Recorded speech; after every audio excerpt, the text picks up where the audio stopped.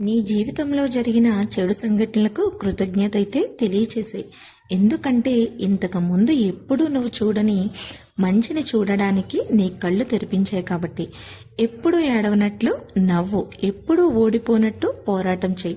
నిన్ను ఎప్పుడూ బాధ పెట్టని విధంగా ప్రేమించుకో. రేపన్నది లేనట్టుగా జీవించు. నువ్వు ఎవరినైనా మిస్ అయితే ఆ విషయం వాళ్ళకి చెప్పు. నువ్వు ఎవరినైనా ప్రేమిస్తే చూపించు. నీ అనుభూతుల్ని లోపల దాచుకోవడానికి జీవితం చాలా చిన్నది. విశ్వసనీయంగా, నిజాయితీగా, నిజంగా ఉండు. వాళ్ళు లేకుండా నువ్వు ఎప్పుడైతే ఎక్కువగా సంతోషం ఉండడం చూస్తారో అప్పుడు నీకు ప్రజలు దూరం అవడం మొదలు పెడతారు. అది అలా జరగకూడదనుకుంటే బలవంతం చేయకు. అది అలా జరగాల్సి ఉంటే దానికోసం పోరాటం చేయకు. వెనక్కి తిరిగి చూడకు. తప్పెక్కడ జరిగిందా అని ఆశ్చర్యపడకు. ఎక్కువ చేయనందుకు బాధపడు. ఏదో కారణం చేత అలా జరిగి ఉండవచ్చు. ముందు ముందు రోజులు మంచి రోజులున్నాయి.